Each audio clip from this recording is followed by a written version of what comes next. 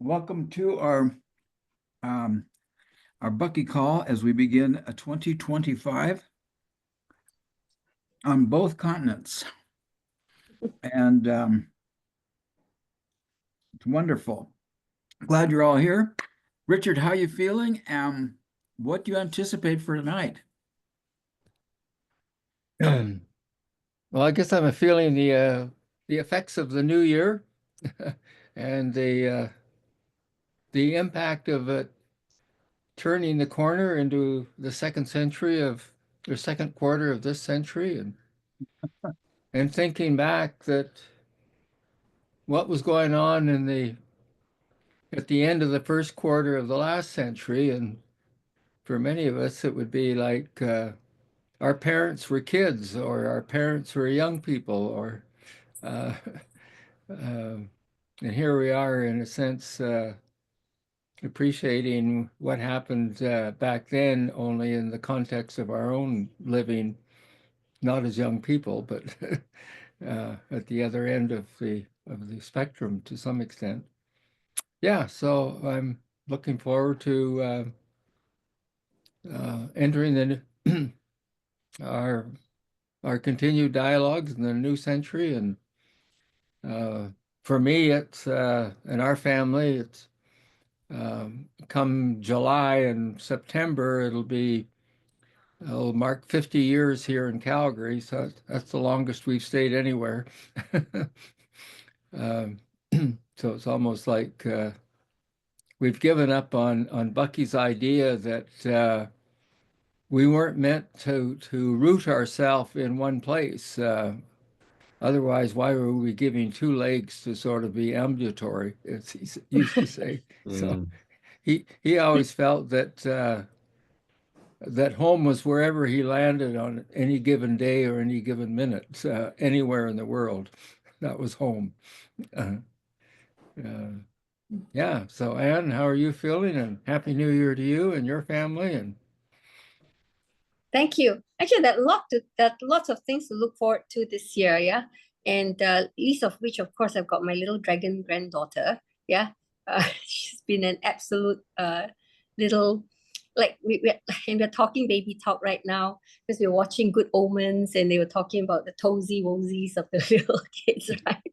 So we've gone down the path of dozy wosy, and then swirly whirly, because we're showing her some little cards, yeah, because they can focus now on black and white images and things like this. So yes, we're now back to baby talk here for a bit. But we stop very quickly. We don't stay at baby talk because it really holds the kids back. I've seen that very often because I teach the language part, right? So anyway, that's one. But I had a visit from one of our friends from San Jose, and they handle biofeedback and neurofeedback chips, right? And one of the things is it's not about implanting anything. It's more about being able to you can when you it's about measurements. And so we started down this path with them before COVID. And recently, he just came over, and 2 days ago, I met up with him.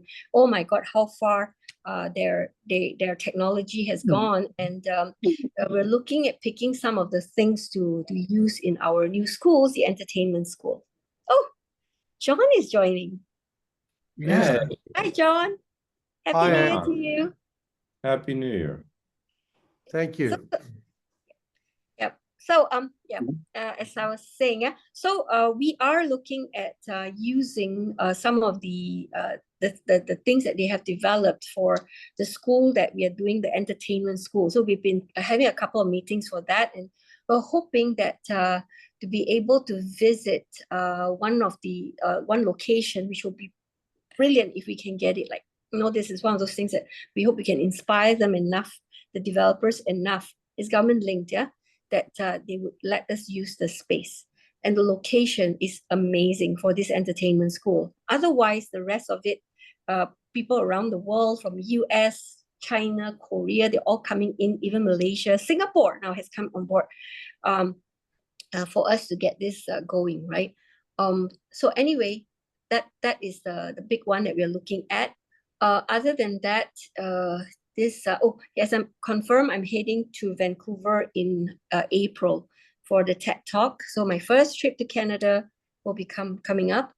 And then oh yes, I've been over the past few weeks that we've been on break. Oh my God, you have no idea how many times I've been speaking about cosmic integrity and nature has no pollution and the world is eternally regenerative. And I did it again yesterday with two of my ex-students. Both are science background because they did engineering, but they have gone into consultancy work. Yeah, one has joined Bain and Co in Malaysia, and the other was with Roland Berger, I think, and now he's with a property development company. So, but both of them, they will be advising on for people, for businesses, and definitely they're going to be talking about numbers and so on. So I kind of put them into the mind frame of in the mind space of abundance and commonwealth, and the fact that the science and the economic side, financial side of the world is not aligned in the sense that one is dealing on theory of something very long ago, and the science has moved so far forward. So they got it. So we've been having a really, really great discussion, and they're at the point where they're working at the pretty high levels. And let me see, I'll be having some further discussions with them on that. So and that's just what we've been talking about the past few years, and not talking about even what we're talking about today. Yeah. So, oh yes, I've been talking about the Taurus as well. Yeah. Because the other day I was handling one of my leaders who has really not shown up as a leader for the past 4 years, and so what do we do with her? And best part is that we have a way for her to assess herself, and assessing herself, she put herself very accurately, right? But then what then is missing in the rest of the world? And I started talking about the Taurus, and just to put things into perspective. So yes, it helped a great deal just to anchor them, as to what is missing and what needs to be worked upon. All right. And without them feeling like, we are there to, because they are assessing themselves, and based on what we talked about, the assessment is very accurate of who they are and what they need to do. Yeah. So yes, Joe, how do you feel? And what would you like to take away? I'm feeling pretty good. I've had a good couple of weeks. It's good to see everybody. I've had an opportunity to over the past couple of weeks, I spent some time in actually Costa Rica, and it was a really special time for me personally. But I got to see some really interesting models of how people are working with the land, and respectful of indigenous people, and it was a very, very inspiring event. So I'm carrying a lot of momentum out of that, and I'm really looking forward to learning more about that and permaculture and things along those lines. And also just really quickly, Annie, I had come across, had a discussion earlier today where somebody is working with having a educational tool where they're able to identify when kids are engaged and when they're not, on a micro level. Yes. And then the precision is supposedly very, very it's very precise.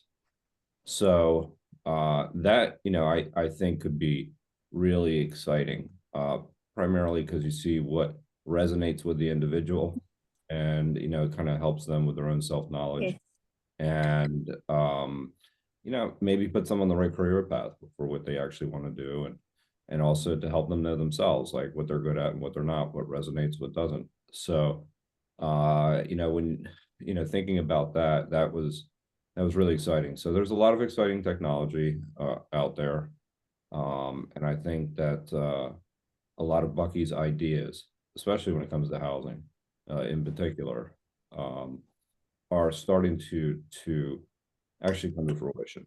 So I have a lot of hope with that. And I talked to some people that were dealing with homeless populations as well. And I've also been learning about some really innovative type of housing that where the building is able to be put up in a very, very short period of time. So a lot of these ideas, again, they're coming into fruition, and I look forward to sharing them with this group and Wayne as well. Who obviously knows quite a bit about real estate. So it's good to see everybody, and a happy new year. So John, how do you feel? What would you like? My takeaway for today, I'm just looking forward to really focusing, getting back into the swing of things with Amy's. Well, I'm very glad to be here. And just some of the things you've touched on then, Joe, there are so many huge issues in Australia, and particularly in Western Australia at the moment. Homelessness has become a huge issue. And that's a little daunting initially, but it's probably going to take this to force a complete review of how we build houses and the design of the houses. And because we've got people in the street, we've got people who may be able to rent a house, which is very difficult because there's nowhere near the supply that there is the demand. But then when they pay the rent, they can't afford to buy food. So we've got a very wealthy country with a very buoyant economy. We've got inflation as a result of substantial government expenditure, but homeless people didn't think about it. Government stopped building social housing in Australia, and we've gone backwards with the supply of social housing. We've brought in record numbers of migrants. I think last year, the year before, it was double what it had traditionally been. I think normally about 300,000 a year. Net migrants was 600,000 because we need them. There's students coming here to study. We need them to work. We've got the demand, but then that's added to the problem of homelessness and availability of homes. And that one about young people and engaging them. And we were quite worried about our middle granddaughter. She was refusing to go to school at the end of her secondary education. But fortunately, she left school, was willing to get a job in a cafe, and now is working in a top flight restaurant, being trained as a 6-star waitress, and is loving it. She gets up early, she goes to work on time, she works hard, she's getting good reports from her employer, she's being trained, and she's super bright. So we'd hope she'd do tertiary studies, and I'll hope she'd go back to it. But I'm much happier that she's working and feeling good about herself and learning skills that if she ever wants to travel and work will make it very easy for her to get employment. But just that how we engage young people, I mean, they're so disillusioned in so many cases, and so vulnerable to misinformation, the misuse of social media. So the problems are bigger and more important, but there are solutions, but not from politicians generally. They're the last people to provide meaningful or worthwhile solutions. So it's a little overwhelming and concerning at times that there is so much, and that's without all the conflict and everything that's happening around the world, whether it's Africa or the Middle East or whatever. But just within wealthy countries like Australia, as I say, the despair amongst many youth, the homelessness, but it is leading to some good programs. And I think that's what you were saying, Anne, with education and with engaging young people, inspiring them. What you were talking about also, Joe, with permaculture, our mistreatment of the land and changing the way we treat the land and realising that we can produce more than enough for everybody. I mean, the amount of food that's wasted in Australia, it's huge. We're looking at saving more of that, recycling more of that, using it. We've got a fantastic facility in Western Australia called Food Bank that gets food from all sorts of sources and ensures that it's used, food that would otherwise wound up going to waste, to landfill possibly. Just, it's crazy. So yeah, there's a lot to do, but I'm glad to be here and glad to hear of individual solutions and breakthroughs. So Richard, have you gone? Yes, I have. Yeah. Steve, have you gone? It is I. It is you, Okay. Steve. Yeah, How do you feel? thank What do you you. hope to take out of today? Well, I'm excited. Been spending the last couple weeks. I put my music even behind me. Usually I like to do music, and I've just been focusing on my book, and I'm making some really good progress on some at a very foundational level. I got tens of pages over here. I combined four different drafts to one draft, which I'm excited about because I'd written this one chapter from four different perspectives, and I've been combining them into one, and I think I've come up with something that's the content needs to be now. Now the problem is how to present it, and so I'm want to make sure I present things in a fun way. So I've just been involved in that and had a great time with my family. Hope you all had just wonderful holidays, and it's certainly wonderful to get together and hear about what's going on in Australia and what's going on in Malaysia and what's going on in New York and what's going on in Canada. Uh, we're we are in amazing times. Canada's got a big political election coming up probably in April, March or April. Uh, Lots of things on the horizon. The U.S. has got Elon Musk fiddle farting around with the Congress of the United States. Some people think it's a travesty, and you can't believe the amazing conspiracy theories that are coming out of all this. And others are absolutely terrified of Trump. And somebody sent me a thing today of some meeting in Washington, D.C., where they're going to pressure the Congress people to evoke the 14th Amendment of the Constitution and eliminate Trump, not say he's not a valid candidate. And oh my gosh, it's like everything's in the tumbler. It's just crazy what's going on. So I'm glad there's a moment of sanity.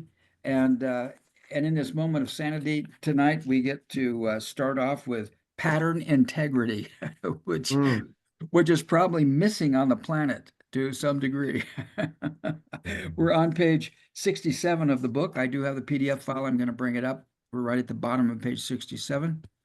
And with no further ado, we'll go ahead and begin reading. Anybody have any comments or questions before we go? Just one. With my connection to the Trim Tab group on Saturday mornings, and today was the first of the new year, and it was a wide-ranging discussion tied into people's experiences and thoughts about the future. But this idea of coincidental sort of connections. I reconnected with a colleague in Colorado yesterday. We haven't seen each other or talked with each other for several months, and we've been working on the social application of tensegrity. And wouldn't you know it, today, through the Trim Tab group, I get a posting that went out to everybody on biodiversity or biotensegrity. By an orthopedic doctor, and it's about 30 minutes long, and he really does a nice job of explaining tensegrity in a engineering and anatomical sort of body perspective. So it's just one of those things where you talk about something in one part of the world, and somebody in another part of the world seems to hear it, and next thing you know, they send you a message or send you information about that very subject. And so it's kind of uncanny. And as you say, here we go tonight, carrying on with that discussion about patterns and integrity. Hmm. I'd love to get that link. He talked for half an hour on biotensegrity. Yeah. I just found it on YouTube. Oh, you did? Biotensegrity and dynamic anatomy. Is that the one? Yeah. Is it Dr. Levin? Oh, it doesn't say the name though. Oh. It's he's got a beard like you. Is that the one? I'll send it as well. I'll send what was sent to us on the trim tab group. And yeah, and I want to add something what Joe said just now about the this device, right? You can tell when the student is not paying attention. Just so you know, we've gone down this path prior to COVID, and we have the sets in the school. They even did a new set and sent it, and we were the first to even receive it because they found a school that could measure. Because at that point in time, the device was I guess the algorithm was meant to measure only two things, which was focus and what's the other one? And also to control your emotions, right? That you can actually control your breathing to the point where you are breathing at a meditative state because it's 40 beats per minute. And that's where they train, the Olympic athletes of the US for the archery. And he got second for the first time in like, don't know how many decades, So because they let go of the arrow in between heartbeats because they have every heartbeat is 1.5 seconds. Yeah, they went down to that.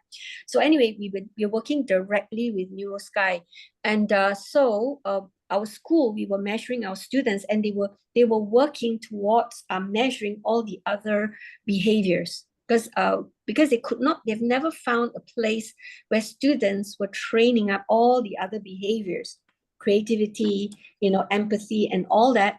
And in a school on a regular basis that you can measure before and after.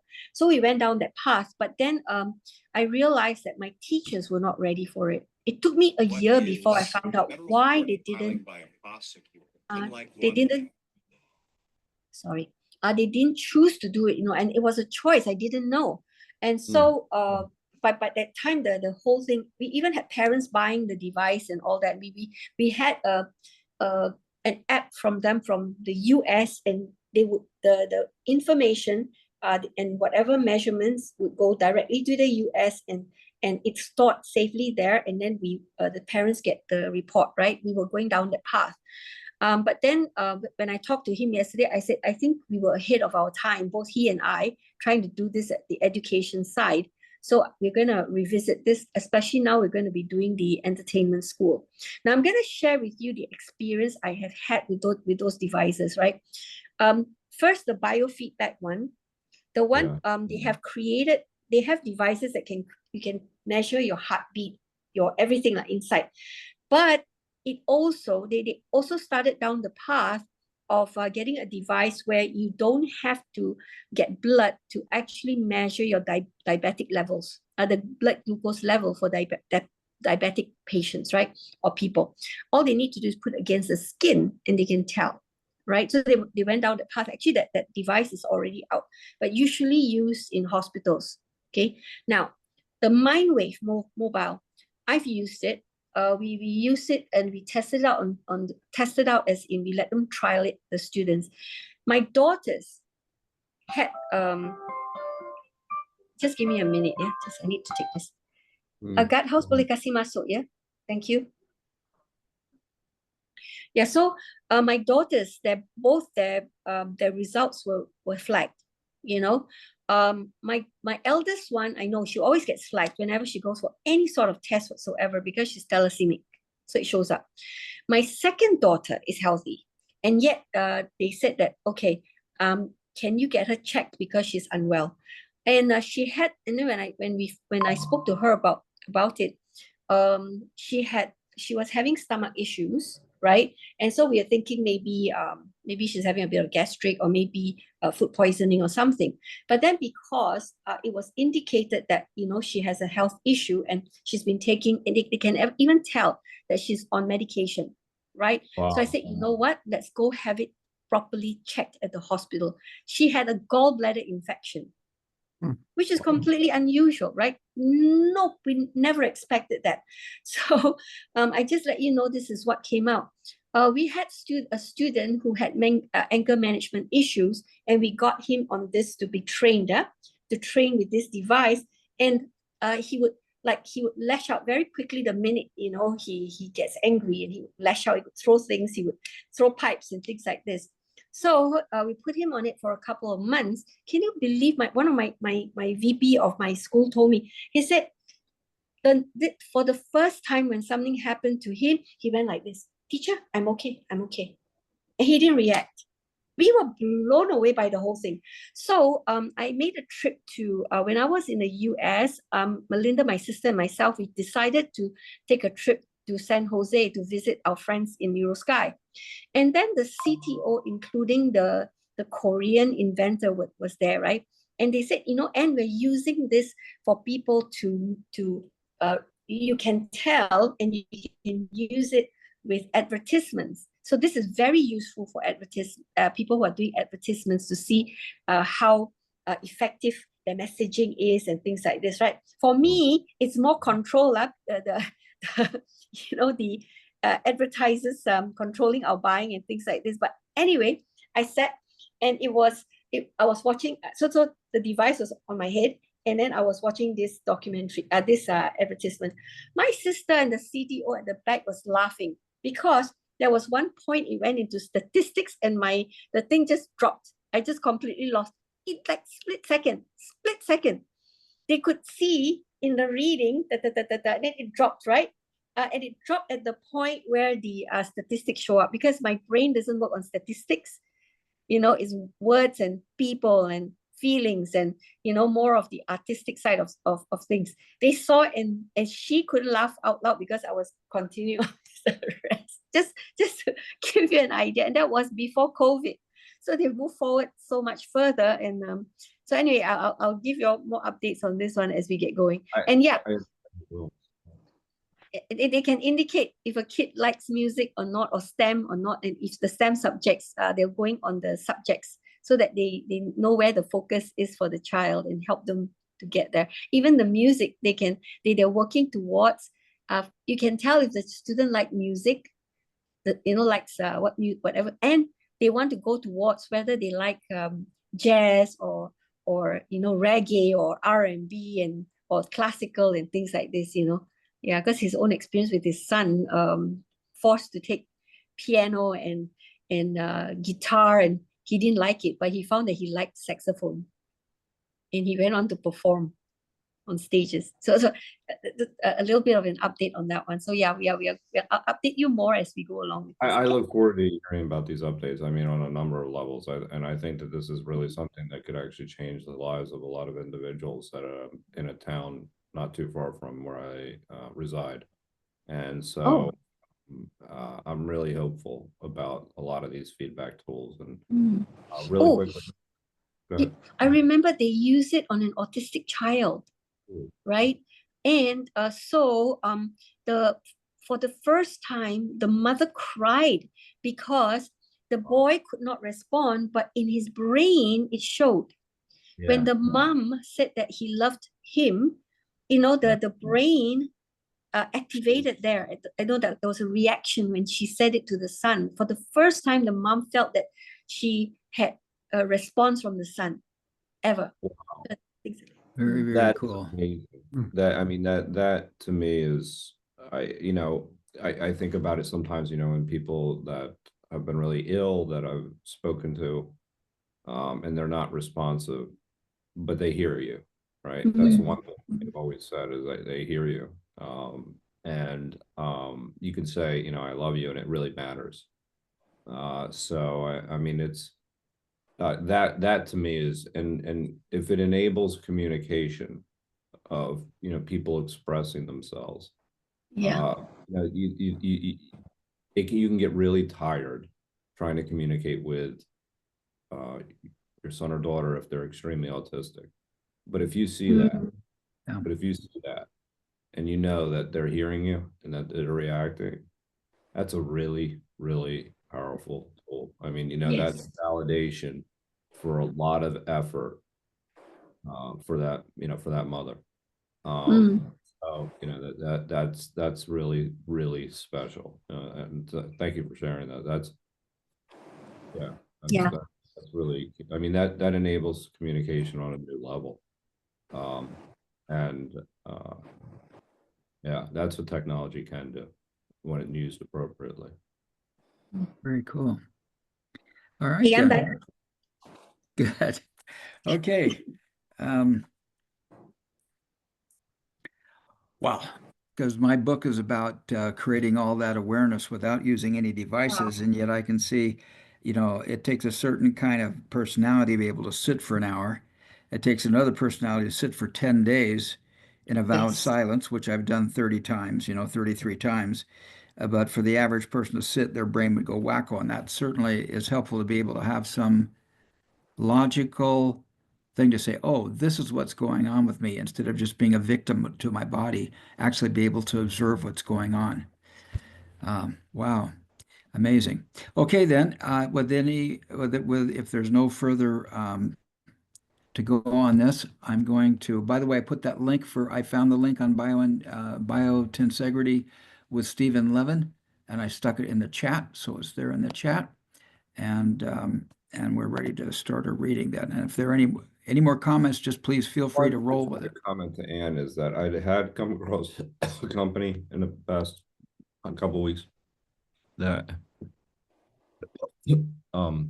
within 2 minutes they could actually do a diagnosis based off of your voice. Mm, mm. That's a really interesting company as well. Anyway, Wow. I'm done. Right. Okay. And I'm worried about you, Joe. People don't know this, but all those drones that are bothering the United States, they're all flying over his city. Yeah. Yeah, that's All right. those drones are above you. So Yeah, but it's interesting. They're saying, of all the places, like, and it's really unacceptable that the government doesn't know what they are, or at least but doesn't say they know. and doesn't say they know. Yeah, Yeah. exactly. And Right. so, I mean, you know, um, I don't know what to believe that comes out of Trump's mouth, but sometimes I feel like he just says something and Yeah. it's true. Like Yeah. he says, "Oh, they know what it is." Yeah. Like I heard him say that, and I was like, it was probably maybe it is something secretive. And it's like, I don't know if he's just making things up Yeah. That's the trouble with him. or if that's just him. It's really hard to tell. But when you have somebody that's that unpredictable, when Yeah. when that he's probably not supposed to say anything. He's like, oh yeah, they absolutely know what it is, and Yeah. they're telling. And I don't know if he's trying to create distrust in the government or if he's actually just telling the truth. Well, keep us posted there in Philadelphia. Yeah, that's that. Yeah, well, and everybody says, well, why would they come to New Jersey? Yeah. What's cool? Why, why would anybody? Why have 1,000 drones flying over New Jersey? I mean, Utah's a lot more desirable a place. Yeah, well, that's right. That's right. I mean, your property taxes are much lower. So, I mean, Okay. Wonderful. Um, John, we enjoy trading off, and I love having you. If you feel like you want to participate, if you want to Sure, start reading tonight, that'd be great. sure. From Cool. pattern integrity, right? You're right. Pattern integrity. The term pattern integrity is a product of Fuller's lifelong commitment to vocabulary suitable for describing scenario universe.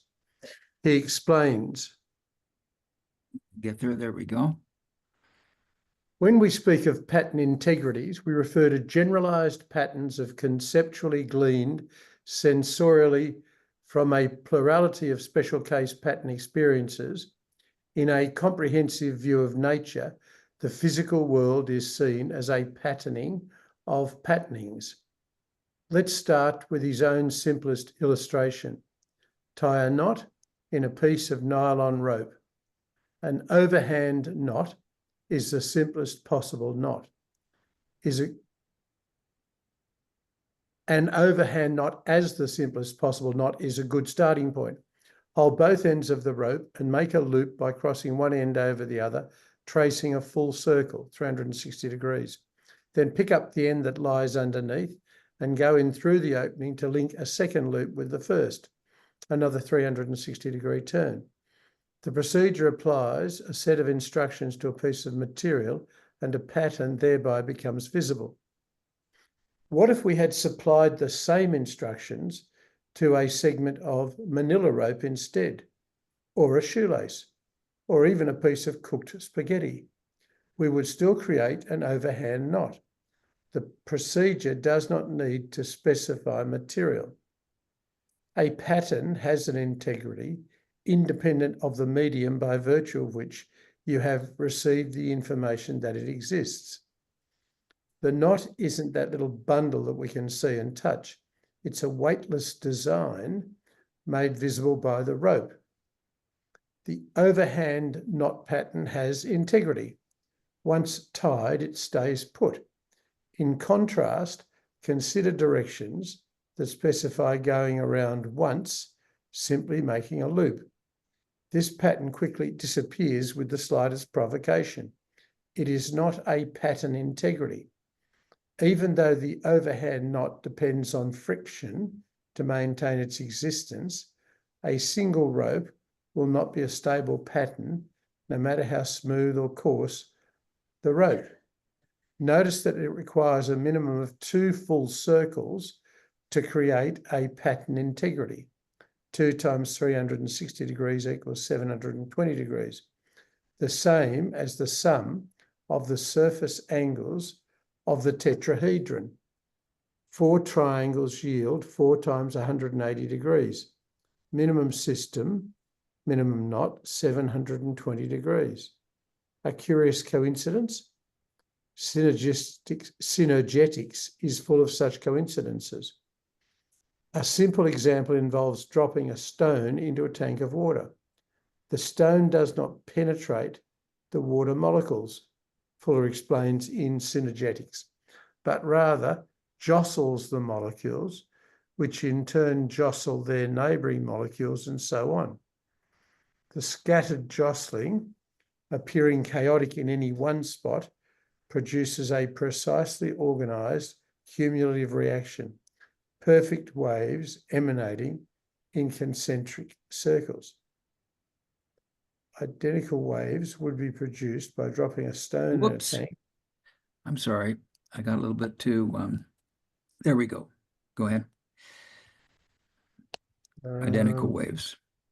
Identical waves would be produced by dropping a stone in a tank full of milk or kerosene, or any liquid of similar viscosity. A wave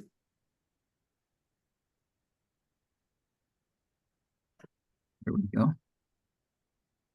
is not liquid. It is an event reliably predicted by initial conditions. The water will not surprise us and suddenly break out into triangular craters.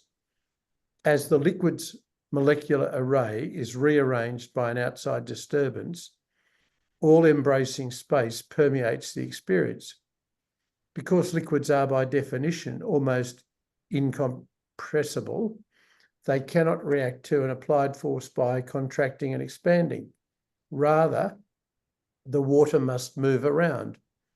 In short, the impact of any force is quickly distributed, creating a specific pattern shaped by the interaction of space's inherent constraints with the characteristic of liquid. Let's pause just for a second. I'm still, my brain is back when he's explaining how to tie a knot. The way my brain is functioning right now, I could not follow those instructions. And I thought, no wonder I couldn't tie my shoes when I was a kid. No wonder it took time for me to figure out how to tie my shoes. So that blew me away. But just thought I would comment on that. No, I mean, I think that there's a lot of actually there. I mean, these ideas that you're starting to see the patterns in nature itself. Yeah. I mean, that's key. This is what Bucky did so well. I mean, he actually saw patterns that weren't in alignment with conventional thinking, and the ability to spot the patterns, is the ability to, kind of change the perspective and change people's orientation. I wouldn't mind getting everybody's comment on the one quote above, where they talked about the medium. In other words, the pattern has integrity no matter what the medium is? No, it was the medium impacts our perspective of the pattern. I thought, if I remember, could you go back up? I have to go back and see it. I can't. Should I do a search for the word medium? It's right above. It's if you just go back. There it is. A pattern has integrity independent of the medium. Yeah, Virtue. Okay. All right. That's all. I just needed to confirm that. All yeah. right. It's independent of the medium. That was what it was. Okay. Now see, I envisioned a stone dropping into water. This is a perfect three-dimensional picture where the water represents a two-dimensional plane and the stone drops into it. And so then that stone dropping into it is energy dropping into it. And then the water goes out in waves, as pointed out, as John just read, at any one particular place in that medium, the movement is chaotic. But when I look at the medium as a whole, the movement has a pattern and therefore has pattern integrity. And so what came up for me was, well, if I measure any of those water molecules around, all the water molecules around will measure exactly the same. Individually, they are water molecules.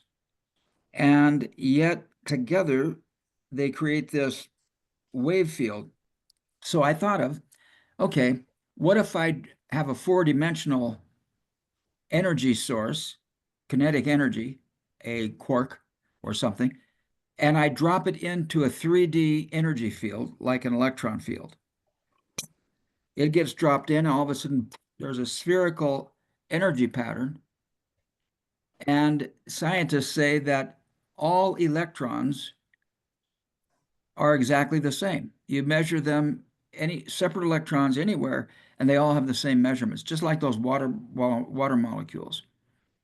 And so that's what I was going through. I couldn't tie a knot in my shoe with the instructions, but I was going through what is it, what does an electron look like in an electron field when that energetic perturbation pops out of the fourth dimension, out of the black wholeness of the energy. If you guys remember the video I've shown you on quantum chromodynamics, where when they suck all the energy out of a thing, boom, energy pops up at billions of times per second. These quarks just keep popping up. You can't, the universe is filled with so much energy. Anyway, that's what I was going through when I was taking that 2D model and putting it into the 3D. Yeah. Sorry. And I'm not prepared. Maybe I can talk about it maybe a little more next week if I do a little research on it. But there's an interesting presentation that was given at during Comprehensivist Sundays about it two. I don't, actually, I do know the date. When was that?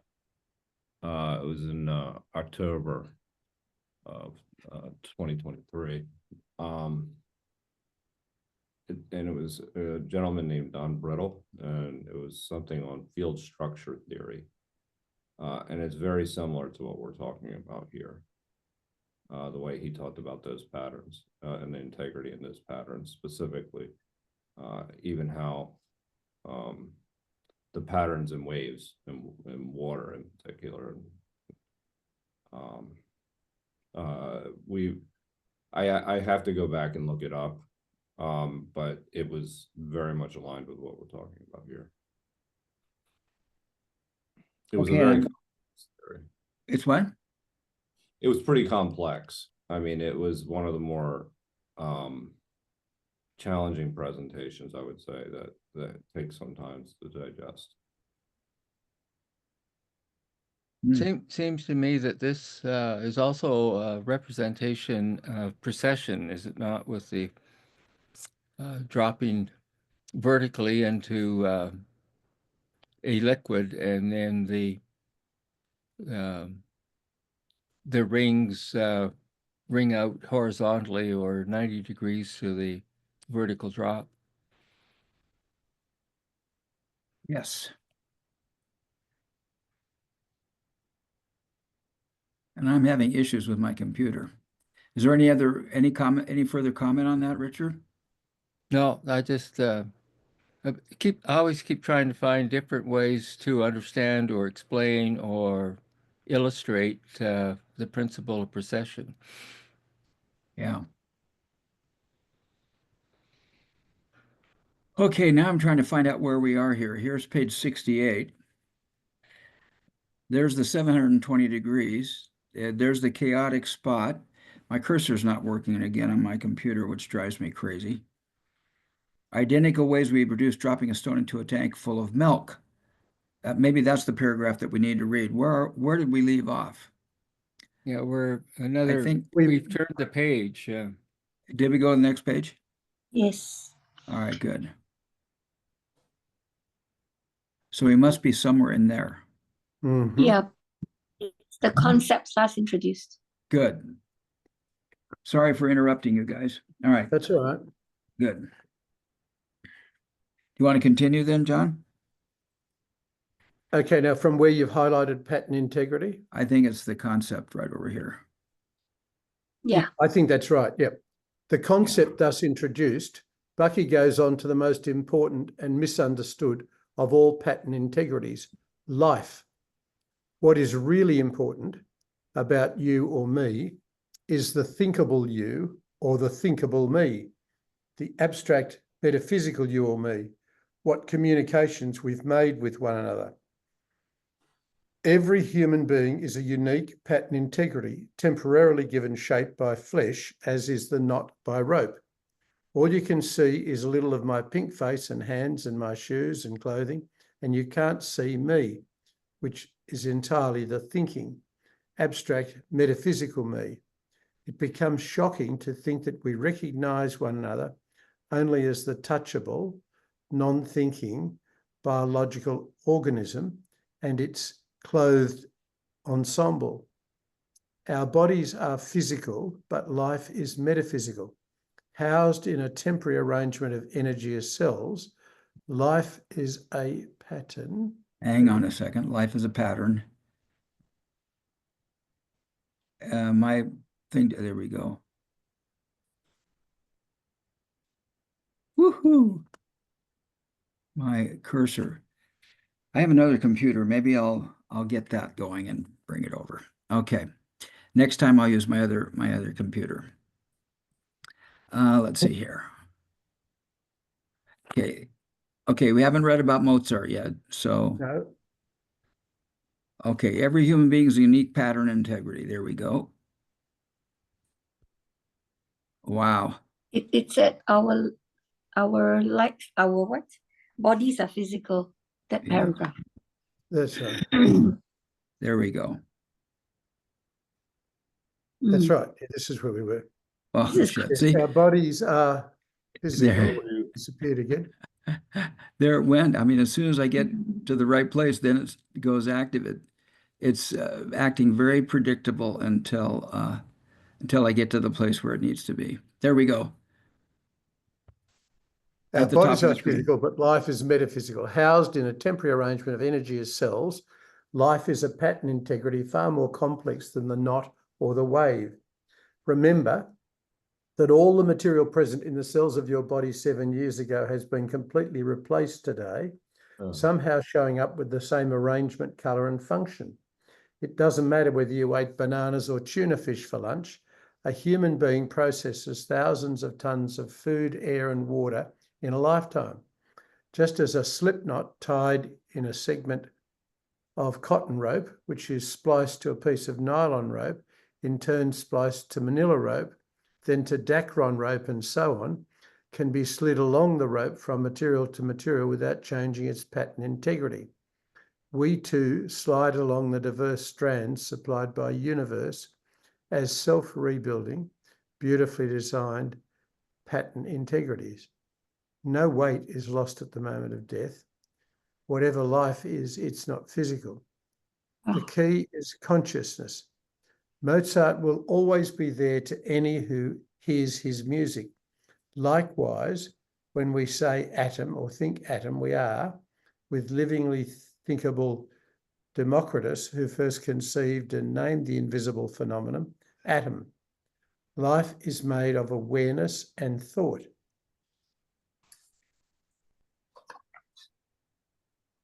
Is Yeah. that top? Upper left-hand corner. Not flesh and blood. Yeah, okay. Not flesh and blood. I was just wondering if I'd read part of that, but no. Not flesh and blood. Each human being embodies a unique pattern integrity, evolving with every experience and thought. The total pattern of an individual's life is inconceivably complex and ultimately eternal. No human being could ever completely describe such a pattern as he can the overhand knot. That capability is relegated to the greater intellectual integrity of eternally regenerative universe. If we seem to stray from the subject of mathematics, resist the temptation to categorize rigidly. Synergetics does not stop with geometry. Fuller was deeply impressed by a definition in a 1951 Massachusetts Institute of Technology catalogue, which read, "Mathematics is the science of structure and pattern in general. Not games with numbers and equations, but the tools for systematic analysis of reality." To Fuller, this meant that mathematics ought to enable the comprehensivist to see the underlying similarities between superficially disparate phenomena, which might be missed by the specialist. Rope may not be much like water, but the knot is like the wave, is like the tetrahedron. Our emphasis thus far has been on pattern. What about structure? Let's go back to the regular polyhedra. On constructing the 5 shapes out of wooden dowels and rubber connectors, it is immediately apparent. I'm so sorry, you guys. Sorry? I get in the groove and I think it's There's a cool. lot. There's a There lot it of is. At the top. Let's go back. It's right at the top. Let's go back to the regular polyhedra. On constructing the 5 shapes out of wooden dowels and rubber connectors, it is immediately apparent that some are stable and others collapse. The necklace demonstrates that only triangles hold their shape, and so the problem becomes quite simple. Picture a cube. Better yet, make one out of dowels and rubber tubing or straws and string. Whatever material you choose, as long as the joints are flexible, the cube will collapse. Connectors with a certain degree of stiffness, such as marshmallows or pipe cleaners, are misleading at first because the cube appears to stand on its own. However, the shape is easily rearranged by a slight push that the illusion does not last. However, the shape is so easily rearranged by a slight push that the illusion does not last. The 6 unstable windows must be braced in order for a cube to be rigid. So 6 extra struts inserted diagonally across each face would be the minimum number that could stabilise the system. 6 struts, just like a polyhedron. And not only are there the right number of struts, but they can also be arranged the same way. A regular tetrahedron fits inside a cube with its 6 edges precisely aligned across the cube's face. We can therefore state that there is an implied tetrahedron in every stable cube. Nothing in our investigation thus far would predict the precise fit of a cube and a tetrahedron. This and many other examples of shared symmetry among polyhedra, as seen in the previous chapter, are powerful demonstrations of the order inherent in space. Yeah. Why don't we? Yeah, I think there's a lot that's been kind of communicated there. I mean, Cool. obvious. Just even beginning. I mean, he's literally talking about consciousness and what it entails, and how this entails the unseen. But another interesting aspect of it is the mathematics is used as a way for the comprehensivist to detect patterns. And I think that that's really important. It's a tool to explore. And a lot of times mathematics is just applied, right? And people don't necessarily think about the underlying structures that they're applying it to. Mm-hmm. And so, and a practical example of this is I think that there are maybe economic indicators that aren't necessarily as reflective to reality. So people don't necessarily think in terms, they apply it, but they don't necessarily think about what it's really capturing. Sometimes, not all the time, obviously. But that's the difference between being a comprehensivist that is kind of looking at things using math as a tool, instead of actually just applying the method and seeing the number come out. And I think that that kind of explains, you know, essentially Bucky's whole ability to look at geometry in a completely different way. And to spot patterns in nature that nobody else could spot. Yeah. And it's still blowing my mind. Yeah, it is. Frustrates me that I frustrate myself sometimes. Cool. Shall we continue to read? Inscribed tetrahedron stabilizes cube. If the cube is unstable without a scaffold of triangulation, what about cardboard models? They stand up by themselves with no trouble. The key word is cardboard. A polyhedron constructed out of stiff polygon faces. Hang on, I'm so sorry. Let me see if I can just hit There that. it is. Oh, it was there before. Okay, good. Here we go. A polyhedron constructed out of stiff polygon faces rather than edges and connectors is effectively triangulated. Cardboard provides the necessary diagonal brace. It provides a lot of extra material too, but the untrained eye will not recognize the redundancy at first. Likewise, the stiffness of... I don't know what's going on, guys. Yeah. Oh my gosh, isn't that something? This is so amazing to me because it's like it knows exactly when I get where I want to be. And suddenly then I Stiffness of touch it the same marshmallows way. and pipe cleaners. You just had it again and it keeps going. Yeah. Here we go. Marshmallows and pipe cleaners. Here we go, the top. The stiffness of marshmallows, you're right. Take that little thing out of the way, will you, Steve? Whoops. Here we go. Hard to read that.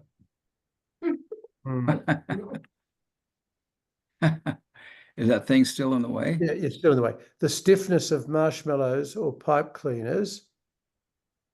Hang on. There we go.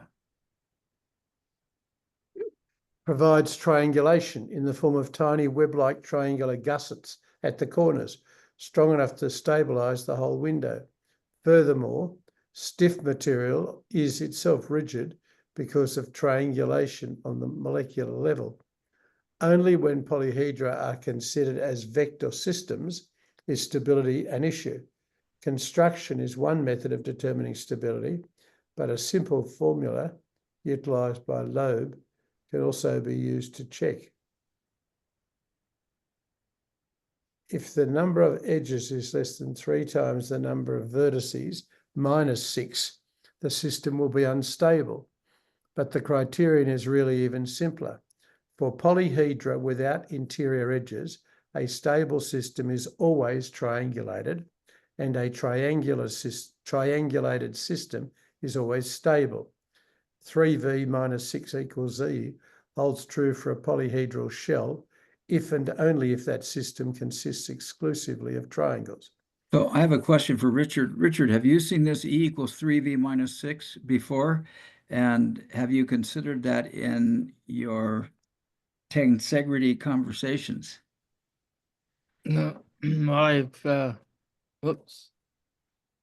I've seen it before because I've read this book before, but I'm not sure I've really worked with the numbers, so I'll have to start doing some work with that. Yeah. It's beyond me still. I'm still trying to tie my shoe. Yeah. Okay, good. I hate to touch this thing till we're done with this page. So if we're ready to continue reading, let's do it. Yep. The other option is to establish internal triangles. an unstable shell can be stabilized by interior edges or body diagonals instead of, Do we want to read this footnote? yes, the derivation of the equation 3v minus E equals 6, which is thought to have originated with Maxwell, can be derived from degree of freedom analysis of molecular spectra and was applied by Loeb to polyhedral systems. Very interesting. Okay, there we go. Triangulating the surface, the bracing members create triangles inside the shell to maintain the system's stability. Structure. Upstaged by the crowd of oversized polyhedral toys, Bucky again resembles the small child we saw earlier. That boggles my mind. Okay, go ahead. Bucky again resembles the small child we saw earlier playing with his mother's necklace, but the words this time are more ambiguous. There are only 3 basic structural systems in universe. Fuller long ago decided that science simply did not have a definition of structure and took it upon himself to remedy that oversight. Science, Fuller explains, did not feel the need for a definition because structure seemed to be self-evident. It holds its shape. Language, caught in the old world of solids, did not keep up with science's evolving understanding of the true nature of matter. In a universe consisting entirely of fast-moving energy, we must ask how something holds its shape. Yeah. Structure is defined as a locally regenerative pattern integrity of universe. Wow. Good. That made Richard happy. Yeah. Cool. And even though you can't see it, it's the next words are a good starting point. Even though you can't see the shit, see there? It wants to just move to the, yeah. So it start in the upper left-hand corner, John, a good starting point. A good starting point. Structure is also a complex of events interacting to form a stable pattern. Similar, but more specific, the pattern consists of action, not things.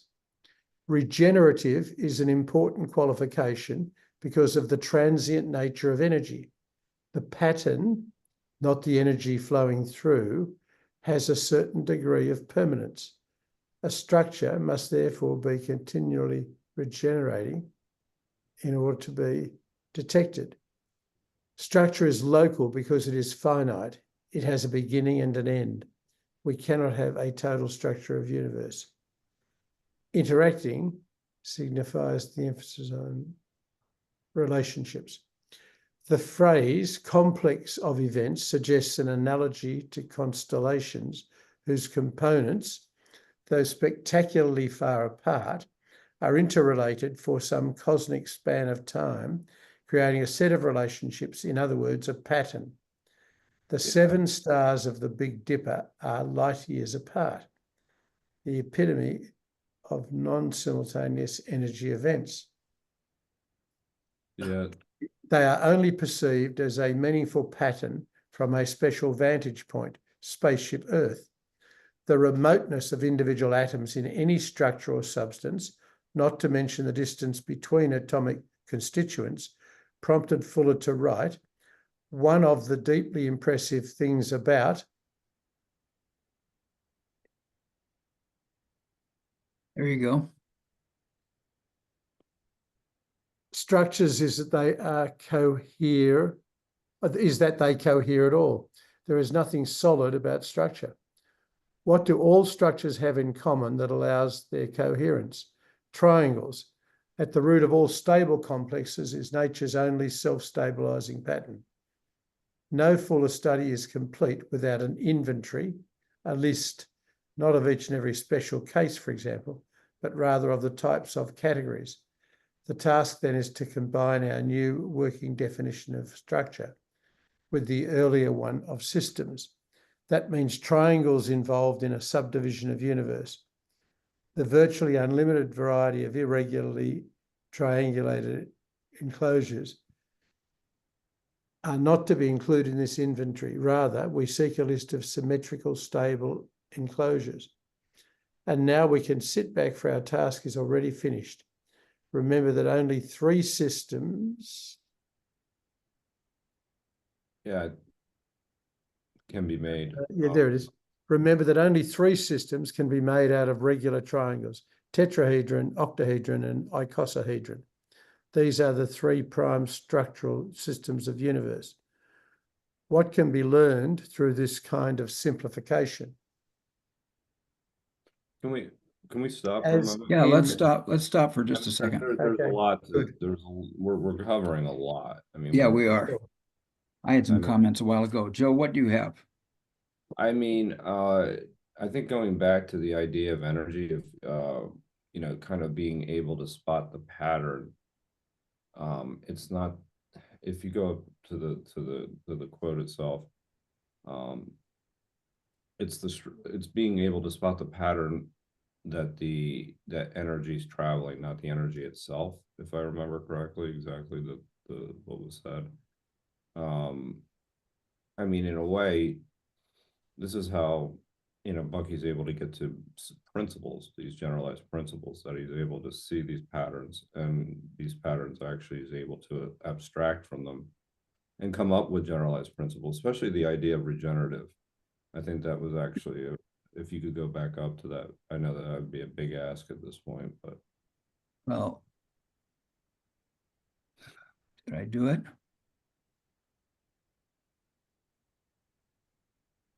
There it is. Regenerative is an important qualification.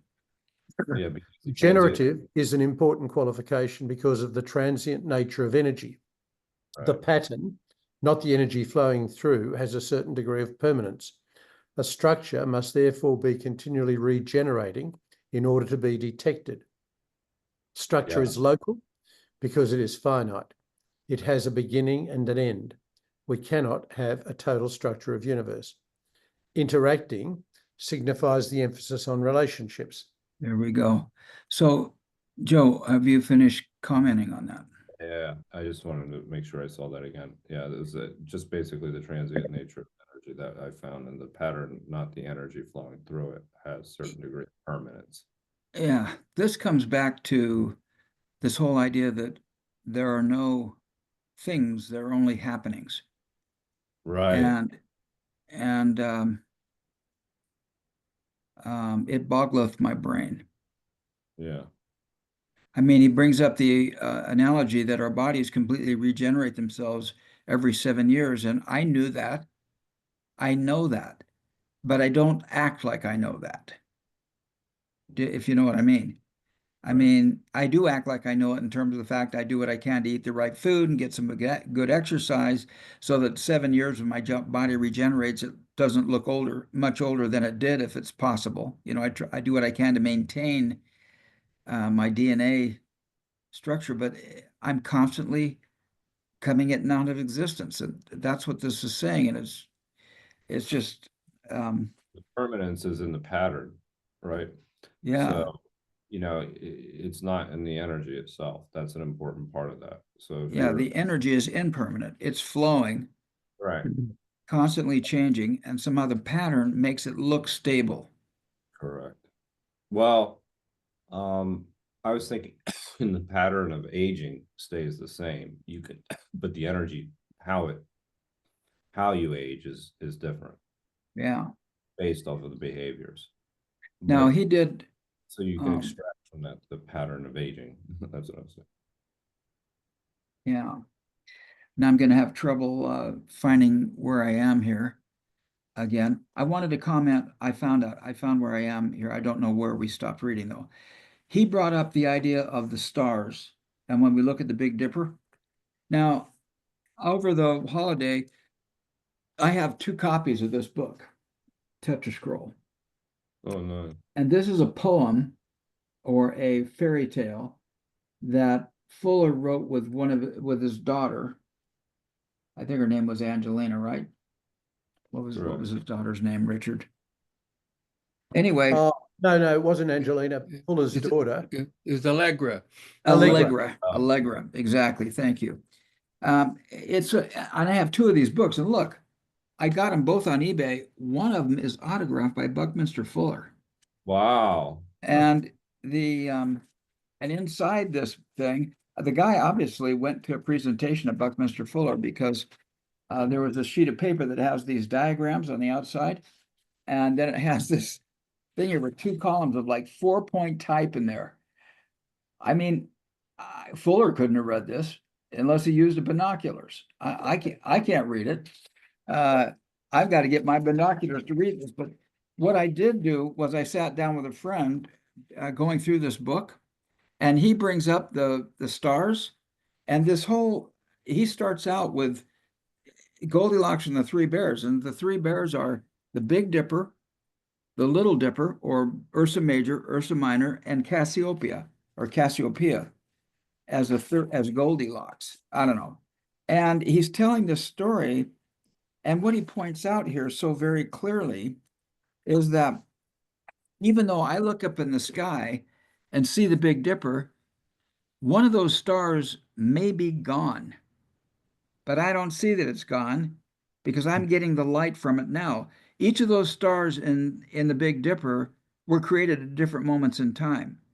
And depending on what millennia or which eon, whatever you want to call it, that I'm observing that Big Dipper, it will look different to me based on what stars have been born yet. And he brings up stars here again. And his analogy is that human beings are stars. And we are all just happenings. And I don't know. So I'm reading this with quite a bit of intrepidation. And I see a couple of chats in the chat mobile here. Hey, Okay, Anne has to leave in 5 minutes. Anne, do you want to do some takeaways before you go? Hmm.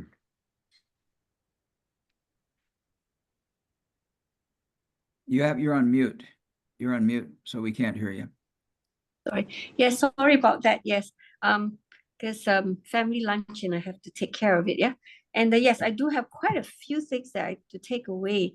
One of them is this: our bodies are physical, but life is metaphysical. We tend to minimize actually, the whole metaphysical part of us being a human person, right? And a lot more emphasis on the physical aspect of who we are. I mean, in terms of science, okay? And so going down this path with our group here and going down the path of cosmometry has been amazing. So we talk about the sound, being able to, Joe, being able to identify that people can actually tell based on your voice, right? And that is that vibration right there that we've been talking about. So it's been amazing. And I think more and more, I'm very excited that science is going down the path of more metaphysical aspect of it. Yeah. So that is one. And then the other one is life is made of awareness and thought. Yeah, these are kind of jumping out at me. And the last thing is the important and misunderstood of all pattern integrity is life. That it doesn't matter what we throw inside our bodies, but what is coming out, it replaces, And then how is it that all of us, there are certain patterns in aging itself, or from a toddler growing into a child and into a teenager, just a drawing alone, they can predict, what you will look like, how they do the, what do you call the age, like to draw, there's a term for it, when we draw someone and we draw them like 30 years ahead, like down the road. Okay, the term just fails me at the moment. But anyway, to be able to do that and even go backwards and to be able to, from what we look like today, to even draw what we look like when we were children. So there are certain patterns there. And the forehead, I know, gets gets shorter as we age. You know, I saw a drawing once. When you're a child, the forehead is bigger, right? And then even our bodies, our legs get shorter. You know, the body gets longer, and so on. So that's how they can age a person, just by drawing alone. And that talking about pattern integrity right there, it just blows my mind. I'm like, wow. So anyway, thank you very much. I'll see you all next on Wednesday. Yeah. Cool. Yeah, we're Yes. doing Wednesday. Thank you very much. Yeah. Really good. Thanks, Ann. Okay, Thanks. we shall continue. Steve, did you start later this morning Did I start later? than the normal start time? No, I think we started at the appointed time. Oh, I know what the difference will be. You what? Oh, just because if you started, what, about an hour and 20 minutes ago? Yes. That's 12 o'clock here, not 11 o'clock, which it normally is. That's why I mentioned in an email to you, is the Yes. start time Yeah, 11 actually, I midday didn't see. Perth time. See, I Yeah, saw your tentative attendance thing, but I didn't read the particulars. So Yeah, I was Yeah. trying to work out. yeah. Okay. Well, I will have to go in about 10 minutes myself. Yeah, that's Okay. actually, yeah, just really quickly, that we started at 11, and when we moved the clocks back, we still started at 11.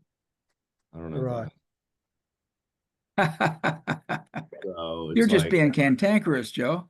yeah, I am. It's all those freaking drones over there. I don't know. They're just screwing up your jealous. sensibility. The jealous people are there. Well, I'll say the unidentified flying objects are coming to New Jersey. Yeah, And no kidding. No kidding. Okay, so shall we read for a few more minutes, John, before you have to Yeah, leave? sure. And then will you stop reading and do your Yeah, sure. takeaways at I'll the read for appropriate another. time? Good. Yep. And are we still here in this area?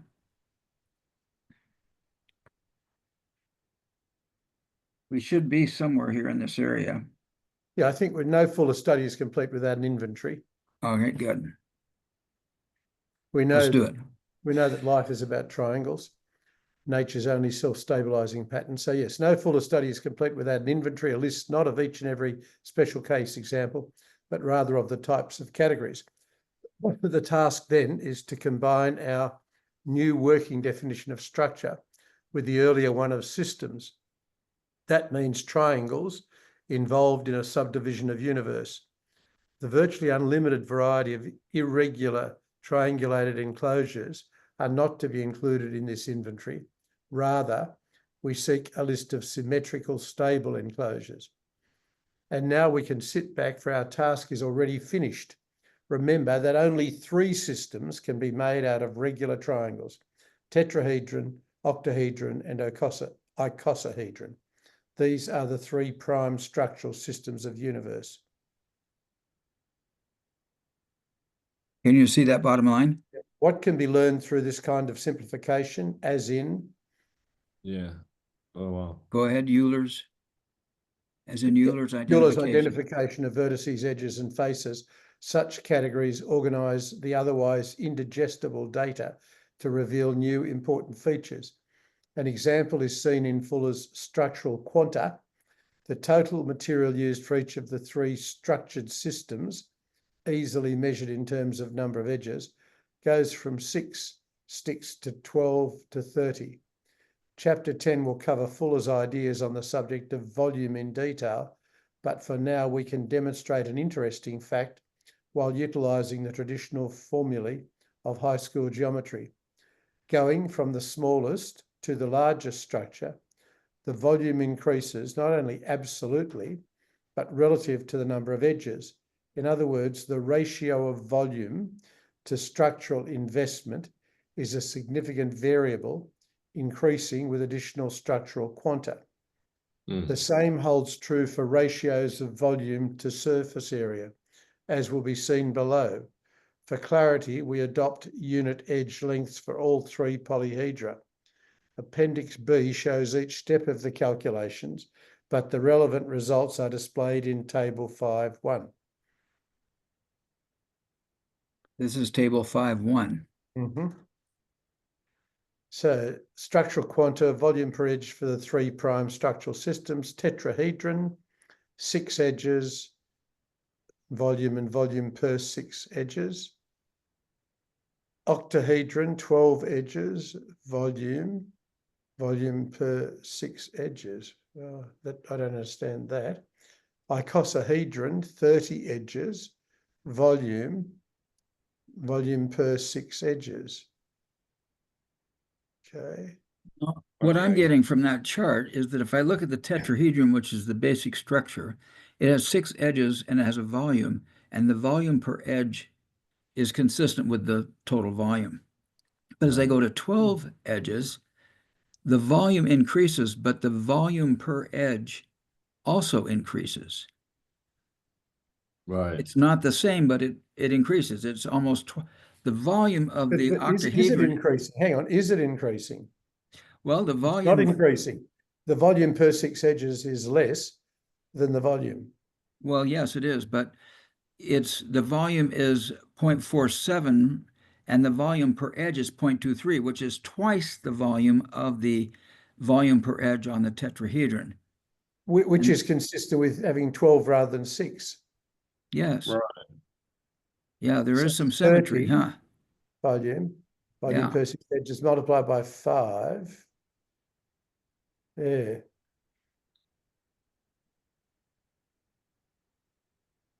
Interesting because Comparison of results in rightmost volume. And the implications of this information are suggested by Fuller's summarizing statement. The tetrahedron gives 1 unit of environment control per structural quantum. The octahedron gives 2 units of environmental control per structural quantum. The icosahedron gives 3.7. cool. That explains it. Uh, He's using a tetrahedron as the definition of a quantum, just like Planck, the Planck on the Planck scale. There's a Planck quantum, and using the tetrahedron. Very interesting. Okay, good. All right. Well, this is where we are at the top of the page, right? Actually, if we finish this, we'll finish this page 74. Okay. Fuller referred to 6 edges as a structural quantum because the total number of edges in each polyhedron is a multiple of 6. Environment control simply refers to the ability to enclose and thereby regulate space. Toward the goal of maximal enclosed space with minimal structural material, whether in terms of total strut length or surface area, designs based on the icosahedral end of the spectrum are advantageous, hence Fuller's geodesic dome. For resistance to external loads, the tiny pointed tetrahedron is least vulnerable, for its concentrated structural elements resist buckling. The tetrahedron is all edges, enabling maximal structural resistance, and therefore highly applicable to truss design. The icosahedron dimples easily. Fuller's term means just what it says. Push hard on one vertex and 5 triangles cave in, so that the tip of the inverted pyramid reaches just beyond the icosahedron center of gravity. Very cool. Congratulations on reading that page. And All the right. next page shows a graph of dimpling. Okay.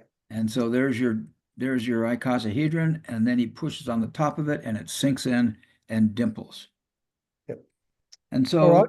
so, I will leave you at that point. and how do you, what are any takeaways today, John, if you have Yes, time? I actually enjoyed our discussion at the beginning, most of all, and feedback from Joe and Anne about the things they were experiencing. So it's just good to be back with you all again. I won't be here. I'm interstate next week. So have a good session without me. It's good that you can drop in when you It's great can, to John. see you, We John. appreciate I you being will. here. Okay. It's Really good. fantastic. Thank you. You betcha. I know. Very well. Okay, you guys want to continue for the next little bit here? We got a good half hour if we want to use it. Yeah, well, All right. Might as well, huh? Can't dance, too cold to swim. right. Okay, oops, there we go. So there's our dimpling thing. The tetrahedron is unique in being impervious to dimpling. Push hard on any vertex and either the whole system turns inside out if the tetrahedron is made of rubber, or nothing happens. Structural resistance prevails. Dimpling one half of octahedron caves in to nest inside the other half. Oh, that's interesting. Is everybody seeing that? If I take an octahedron and push on one end, it collapses into a pyramid. Yeah. Very interesting. The octahedron, as expected, falls in the middle of both counts. That is, in terms of volume efficiency, the load resistance, it will dimple, but in so doing, one half caves in to nest exactly in the other half, as shown above in the figure. Oh, boy. Let's see here. Okay, page down. Good. 1.5. It's page 73. There we go. I love that table. It's a beautiful table. 74, 75, 76. The other half, and finally, there it is. That's page 76. Three of Fuller's inventions, the geodesic dome, the Dymaxion map, the octet truss, stem directly from the above principles. All three will be discussed in detail later as other relevant geometric patterns are revealed. Okay, shall we continue and venture into chapter 6, or shall we have wait for Anne to come by? I'm happy to venture ahead. What do you guys want to do? We can go ahead. Well, Okay, well, Jody. just to stay on this one for a second, because Okay. it's interesting that this last part that dealing with the three polyhedra um, is the primary focus of Levin's talk about tensegrity. Mm, And he's really talking about to some extent, that dippling effect where if you push in, it'll come back out, and you end up experiencing the tetrahedron and octahedron and the icosahedron as oscillating sort of structures. The tensegrity part is activated, and so you get oscillation and stability sort of working together. And he keeps comparing it to other kind of structures like um, squares and so forth. And the whole presentation is his work as an orthopedic surgeon, trying to figure out how is it that the um, dinosaurs of the past could have these long necks um, that were stable, that were extended out, um, and looking at the Washington Monument as an example of a structure that is sticking out, but it's built on a block by block sort of construction. And so it's only stable really in that one sort of uh, construction. And whereas then a giraffe's neck can bend this way and that way and maintains its stability. Is that what you're suggesting? yeah, and he goes into that in terms of the giraffe's neck uh, being omnidirectional as well. It can turn in different kinds of ways. He talks about the shoulder um, acting in the same way. So why we get that rotational sort of movement. He talks about how the elbow and the wrist are connected in such a way that the only way that these things in our own body systems can work the bone and ligament structure is if they are in a tensegral relationship.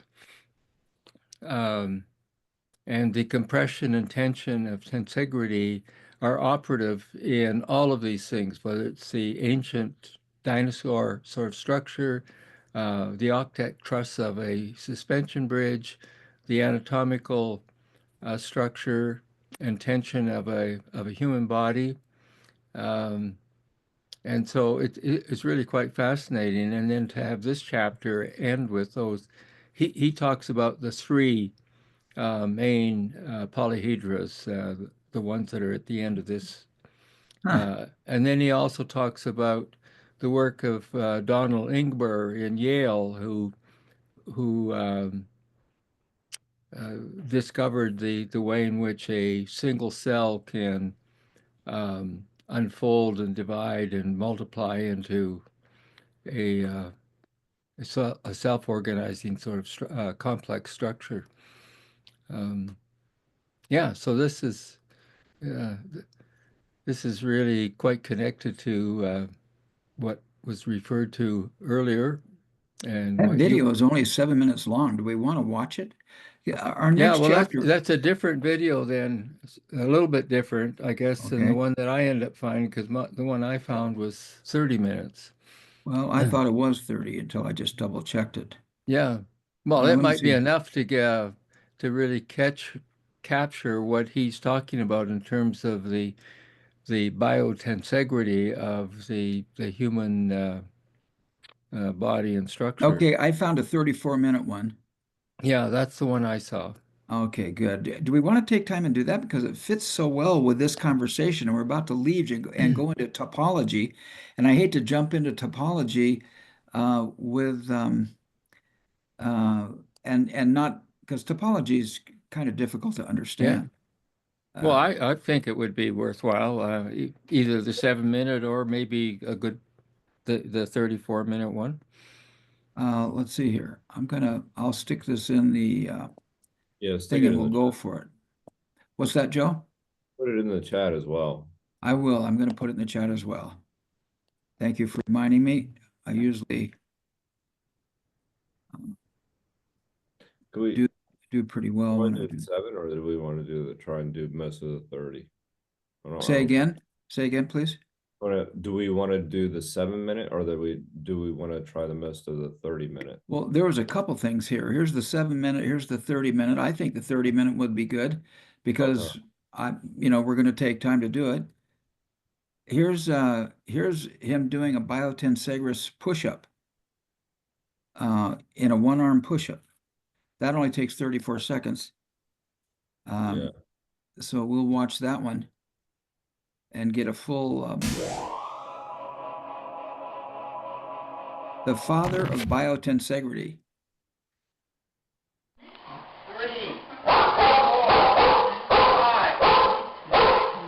Good gravy. Holy mackerel.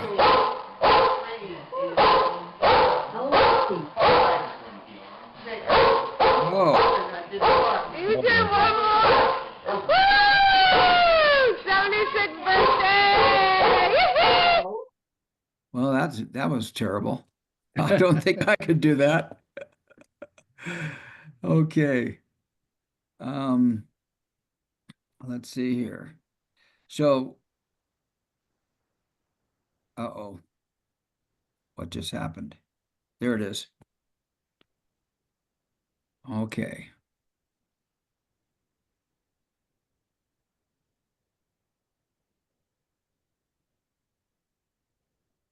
Hi, I'm Steve Levin. I'm an orthopedic surgeon by training. I'm here to tell you about a new concept of the biomechanics of the body called biotensegrity.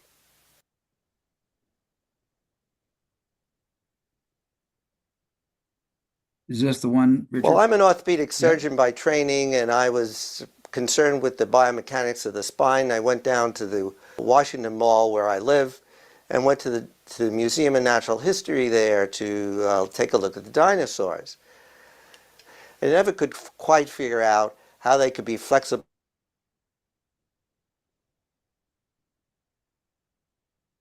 What's going on with that? Is that me or? Is that me? Did you want us to pause, Joe? No, it's not playing for me. It's not playing for you? No, me either. Well, For me either. well, then I've pushed the wrong damn button. Okay. Could you hear it and not see it? No. Well, I heard the beginning of it and then it just cut out. Okay, here we Yeah. go.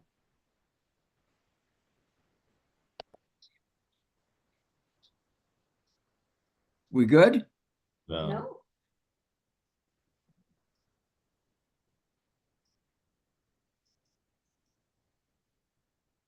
So are you telling me, It's completely frozen. It's the screen is up, but it's frozen. yeah, and I don't understand that.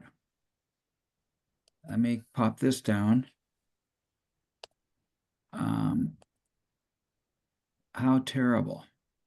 I'm sharing the screen. I'm going to share just the application. So now you should be able to see it if you turn it sideways. Turn that sideways. And let's see if this works for you guys now.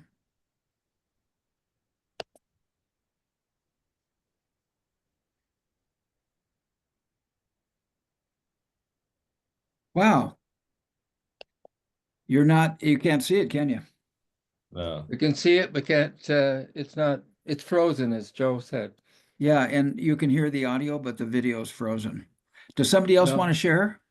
I don't hear the audio. no either. audio. Well, let's see. I put the link in the chat. Does somebody else want to share? Yeah. Joe, Try can you push the buttons? 7-minute one. I think it's my computer. I'm pushing the memory on my computer, and I had to dump a bunch of stuff on it last week, and I'm going to use a different computer next week. Joe, did you want to try and did you bring up the link? Yeah, I'm doing it now. Okay, good. Um,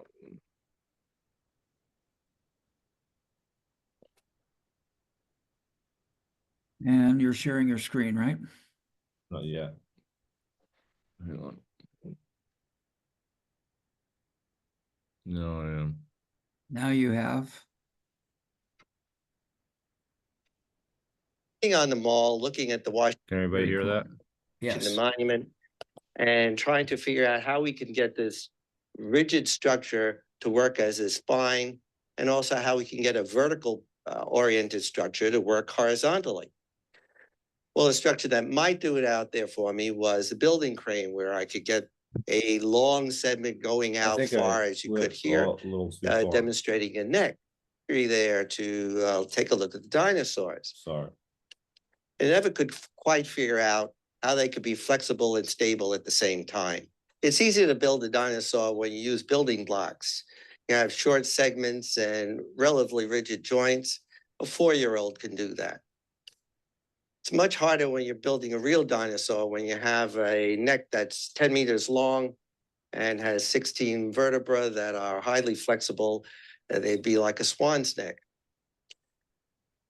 The model that's out there really now for that is the Washington Monument, which is just a building block system where you build block on top of block on top of block. And I was sitting on the mall looking at the Washington Monument and trying to figure out how we can get this rigid structure to work as a spine, and also how we can get a vertical oriented structure to work horizontally. Well, the structure that might do it out there for me was the building crane, where I could get a long segment going out far as you could hear, demonstrating a neck. But there were still problems with that. I still needed a pretty tall mast to go up there, and I didn't seem to have that in the dinosaur. It's also only unidirectional. I can only turn it in one direction, and I can't turn it on the side or upside down. Well, right across the mall from the Natural History Museum is a Hirshhorn Museum. And in the rotunda of the Hirshhorn Museum is a wonderful structure built by Kenneth Nelson, an artist, called the Needle. And this is a continuous tension system where the compression elements, the poles, float within this tension network. So they are suspended in this network in the interstices of it, like a bug caught in a spider web. So then we get into the whole concept of what we call biotensegrity, adopting Snelson's concept of tension and suspension of the rigid elements within the tension network into a biologic model. And I've used it as the master plan for stability, mobility, and function, because you can do all of it with this one structure. The present paradigm out there actually started back in 1680 with a fellow named Borelli, who was a mathematician, who figured the body as a series of interconnected levers. To this day, it is the present model for biologic structures, that we are built as a series of rigid levers with fulcrums and lever movements in classic mechanics. So that if you think of somebody, say, standing on their toes, they would be a third-class lever as they levered up onto their toes. And they're putting a tremendous amount of force with a relatively small moment arm to get this moving. Well, the classic way of thinking about it is that you're pulling yourself up using your gastroc muscles, your calf muscles, so they tighten up and they will pull you up in the air. But you have to then think of what's out there. And what you have is that the body really has very flexible hinges. So since you're connected to the floor by gravity, as your muscles contract and your hinges are loose, you're going to pull yourself down, not pull yourself up. So the forces of gravity are going to pull yourself down. You really don't have the gastroc muscle to pull yourself up. What you do have is very small muscles in the foot that would be ridiculous to even think that they can function as a force strong enough to lift you off the ground. Borelli's concept of the forearm and muscles around the elbow working as a lever hasn't changed since 1680. In this 2004 article from the Journal of Theoretical Biology, they use exactly the same model, only that now we're using computers to do the modeling for us. What they do, though, is ignore the wrist, because it's very hard to model a wrist because we don't have a mast and a way to pull in the muscle, flex the muscles of the wrist. If you look at any the muscles crossing the forearm and going to the wrist, you'll see that the muscles cross both the elbow and the wrist, so that you can't just separate out the elbow from the wrist. You have to think of them as a functional unit. The wrist is a floppy joint. It's a bag of bones that just flops there. Your joints are very slippery. The coefficient of friction at the wrist is 0.005, which is less than a slippery lubricated ball bearing. So that this is a very loose joint, and it's what is known as loosely packed. The bones just sort of sit there. How can you possibly make this joint stiff? If you look at the muscles of the joint, you'll see that the muscles are actually crossing in the same plane as the forearm bones, going right in there and into a little, what is known as a carpal tunnel, which brings it in exactly the same plane. So here you have a weight in your hand, and it's going to force your wrist to bend. You need an equal and opposite force going in the other direction. But the only force you have is going at right angles to that. It cannot do anything that will force the wrist up. It can't hold that weight in your hand. So if you have a wrist and you have it at a horizontal point, now, if you have these loose bones vertically, the weight of the bones and the weight of the structure will hold it in place, just as in the Washington Monument, in columns, these hold each other in place by their own weight. But of course, when you turn these things sideways, it doesn't work that way.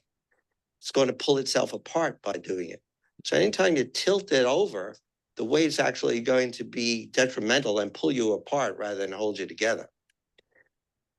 What you need to do in such a point would be increase the coefficient of friction to 1, which would make it fuse the joint, which of course that's what was done in the studies, because that's the only way they could figure out how to incorporate the wrist. So when you stop and actually do the calculations. If you calculate the loads, as Grekovetsky has done in his book, calculated loads would tear the muscle, crush your bone, and exhaust the physical energy. A very important concept in biology, because biologic structures always want to be operate at the most efficient level. It is what evolution is all about. We need to think of a new model rather than a pile of bricks, because it's obvious that a pile of bricks will not work when constructing a dinosaur, or for that matter, any other living structure. That gets us to the evolution of structure. We have to recognize that structure evolves from the one-cell organism right up to the giraffe or any other animal. It's a structural evolution as well as a genetic evolution. And when you think of that, we have to think of is there a structural system that is consistent with this evolutionary process? It has to be hierarchical, and it has to be done on site. The construction has to be done right there. We can't import it from some other factory, plug it into our structure. There has to be a structural continuum so that there is a continuation of the structure from one point to the next, step by step by step. And at each time in that structure, it in itself is a whole functional structure, because otherwise it would fall apart. We don't have any superstructure to hold it together. It has to be stable with flexible joints, because the intercellular connection is just fluid surfaces. What you're doing is surface tension, and you're essentially stuck together by spit. It's one cell stuck together with another cell, with another cell. And that goes all the way up the scale. We don't have any bolted hinges anyplace. We're all stuck together by spit at every level. It has to be omnidirectional, because the fly and us can function right side up or upside down. We can swallow water standing on our head. We can be mobile in any direction, and we can bend and twist in any direction, so that the structure itself has to be omnidirectional. You can't say that with a chimney stack or the Washington Monument. As soon as you tilt that off its center, it's going to tear itself apart, not just fall over. And it also has to be energy efficient, because biologic structures are energy efficient. We have the curve for non-biologic structures, which is linear. For each point of force, you have an increment of bending or twisting or change in shape because of it. And this is it was linear structure, and is what is usual for almost all non-biologic structures. Biologic structures, on the other hand, are nonlinear. That means when you first give them a push, they'll move a lot and deform quite a bit. But as you put more load on them, they get stiffer and stiffer and stronger. Now, this has an energy component for it, because energy that's expended is underneath the curve. So in linear structures, you will have all that space underneath the curve that's yellow. In nonlinear structures, you have a much less energy used to get to the. Hey, Steve, do you want to go to takeaways? I mean, because it's about 10 of. Do I want to do what? You want to go to takeaways because it's about 10 of. Okay. And I definitely need to. All right. Let's do takeaways then, if it's 10 of. And then we'll just finish. I'll finish that on my own. Yeah. Cool. Thanks for bringing that up. I was so engrossed in the video, and I was wondering if Richard was enjoying it as much this time as he watched before. I had to look up ontogeny, and I knew what ontology is, but I didn't know what ontogeny is, and it has to do with the genesis of a biological structure. So, and of course, that was obvious from the context, but it's nice to know what those words mean. Joe, how are you feeling? What's your takeaway? I'm feeling really good. I think that there was just a lot covered today. I think we went through that pretty quickly, and there was a lot said. I have a similar kind of takeaway to Anne when she, one of the things that I did want to stop and talk to about life's made of awareness and thought, not flesh and blood. And I think, one of the things that I realized is, things like awareness is, essentially is related to consciousness. But I even think of terms of things like character or things like whatever you want to call it. The you could call it the soul or whatever you want. And there's that physical and metaphysical. And there is the spirit that people have, and I think that that's a really important point that often is overlooked. Life is more than just our physical structure. So it's seeing it as an interconnected whole. But there is that to me is where you start to really think about consciousness. And I do look, when I think about consciousness, I think of awareness. And I think about the tools that we talked about a little bit earlier in our opening. And I think what that's going to do is raise our level of consciousness. They're enhancing communication, but it's also enhancing communication so that we know ourselves. So that it's really hard sometimes to have a deeper understanding because we're biased, or we don't see ourselves accurately for a lot of different reasons, or we have to actually really work at it hard to overcome our bias about when we're evaluating ourselves with what we like and what we truly like, what truly resonates, and maybe what we think resonates. And so what I mean by that is just some of the tools that are actually going to give us feedback that say when we have attention and things like that, when we're engaged and when we're not. So all that is to say is that there's a lot going on physically, but there's a lot going on metaphysically as well. The energy distribution that we were just watching in the video is actually very interesting to me. Another thing about how nature evolves to use energy efficiently is really important. There was a physicist, David Deutsch, who thinks that all these LLM models are actually headed in the wrong direction. All these like these essentially where we're looking at how compute capacity is essentially trying to have more and more and use more and more energy to compute much of the kind of to digest the information that's actually being inputted. Where he thinks that actually the real breakthrough with AI will come when it uses very little energy. And that it's only like just almost the way we use our brains. We're not using our whole brain all the time.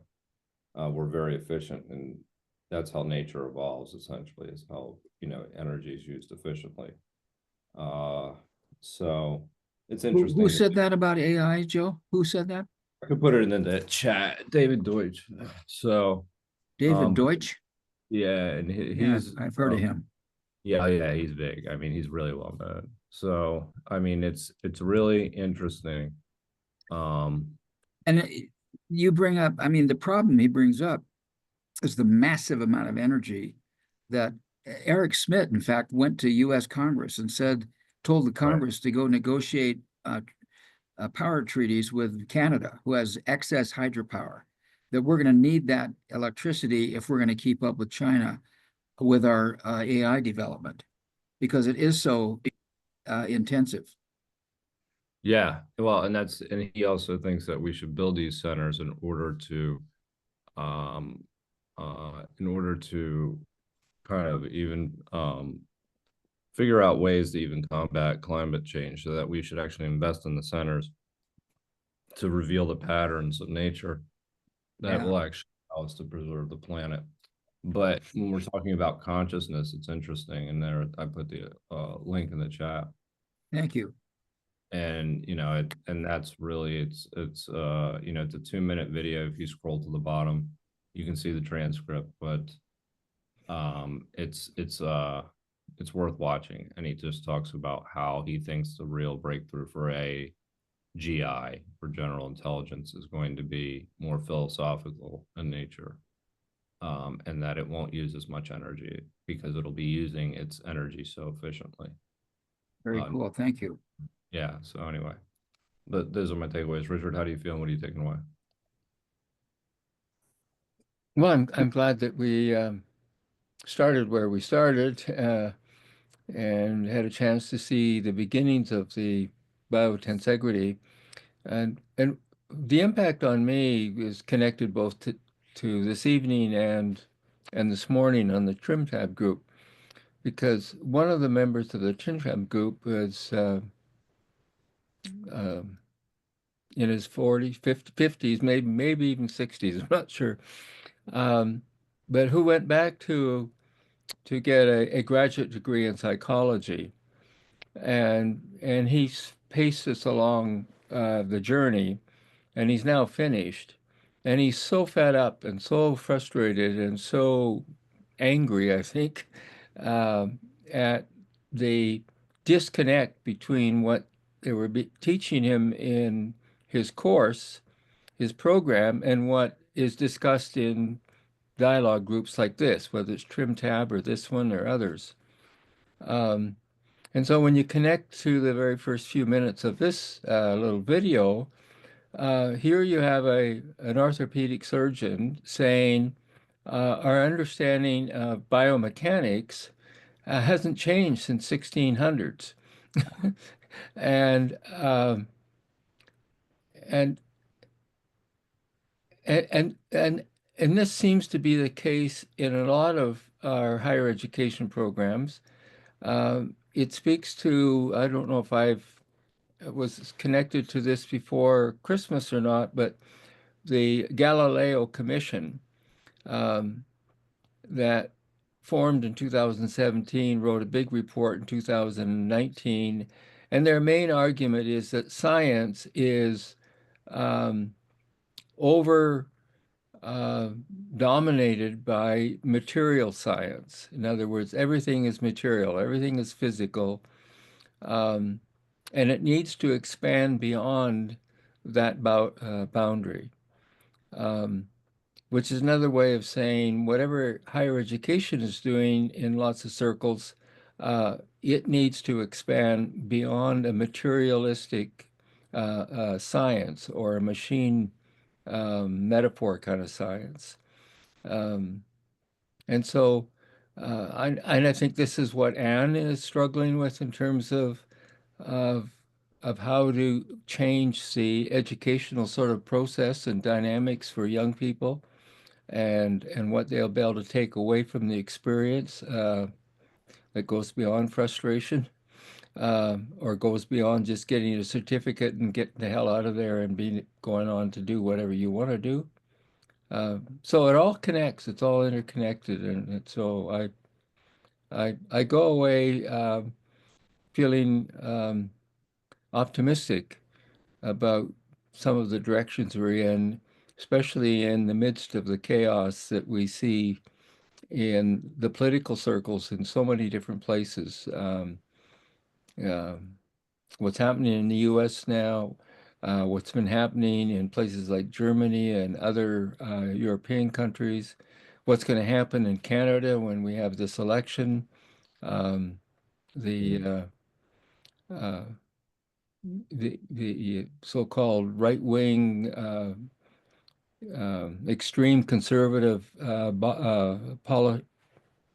political party in our country. It looks like it's on the way to a massive um, um, political advantage or victory, and yet in the middle of that kind of chaos, we have this kind of optimism unfolding. And so my takeaway is that um, psycho-tensegrity and socio-tensegrity are just waiting in the wings to become what Dr. Levin says is a new paradigm in biology. Um, I'm thinking that psycho-tensegrity or social tensegrity is going to be the new paradigm in the other disciplines as well. So your takeaways, Steve, and on our first go around in the new year. Well, I'll tell you what. Um, eh, it's like the Google is listening to every conversation, and just at our next meeting, it hands us exactly what it is we were just finishing our conversation with, right? And of course, it ain't the Google, because the Google wasn't there when TrimTab did its thing, you did your thing, and we were doing our thing. And we pick up. I mean, what if we'd read a chapter ahead? What if we hadn't paused one of our meetings? I mean, gee whiz, the synchronicity in life is mind-boggling. And you know what? I loved in that. I hope I can share this, because I loved um,